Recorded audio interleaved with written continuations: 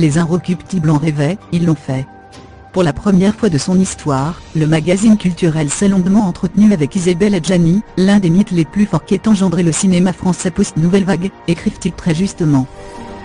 À l'occasion de la sortie le mois prochain du nouveau film de Romain Gavras, Le Monde est à toi, dans lequel elle interprète une mère chef d'un gang de pickpocket, l'actrice s'est ainsi remémoré quelques souvenirs de tournage au détour d'une conversation centrée sur sa filmographie, mais aussi sur sa relation difficile avec son père, décédé en 1983. À lire aussi Sophia et Saïdi, j'ai un souvenir assez mitigé de Danse avec les stars. Ça a été assez douloureux. Ça a été assez douloureux. Marion Cotillard, son tournage avec Woody Allen, ça a été assez douloureux. L'autre jour m'est revenu un épisode que j'avais oublié. Ça s'est passé sur le tournage du Locataire de Polanski sorti en 1976, nœud de la rédaction.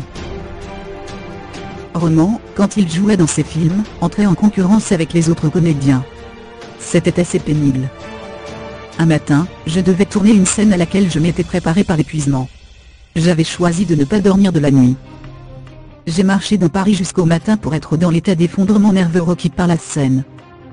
Roman a vu et s'est mis à sans cesse retarder le tournage de la scène, il comptait bien jouer à me déstabiliser, me décourager, me démotiver. C'était limite. J'avais peur de ne plus avoir les quelques forces nécessaires pour jouer l'absence de force, a-t-elle confié. Pour se donner du courage, Isabelle Adjani a expliqué qu'elle s'est tournée vers son père. Je l'ai appelé. J'avais besoin qu'il m'aide à tenir. Il est venu sur le plateau, s'est mis dans un coin. Il m'encourageait du regard, il était là pour moi. Ça a été un grand moment de complicité avec lui, a-t-elle poursuivi. Dans son interview, la comédienne a également évoqué le tournage hystérique de Possession d'Andrzej Zulawski, décédé en 2016, film dans lequel elle avait livré une performance intense, et démontre qui lui avait permis d'obtenir en 1981 le prix d'interprétation féminine à Cannes, et le César de la meilleure actrice en 1982. Avec le recul, elle affirma ainsi qu'elle ne retenterait pas l'expérience. Je travaillais avec un metteur en scène, Zulawski donc, qui était encore beaucoup plus déchaîné que son sujet. Il se donnait en spectacle dans son spectacle, il hystérisait le plateau quotidiennement pour que la contagion opère. Il faisait danser à l'équipe une rumba de démence, qu'il justifiait en nous expliquant qu'elle nous évitait de sombrer, surtout moi, et que de fait il fallait faire, en sorte que sa cadence ne retombe jamais. J'étais très consciente de la perversité qui se jouait.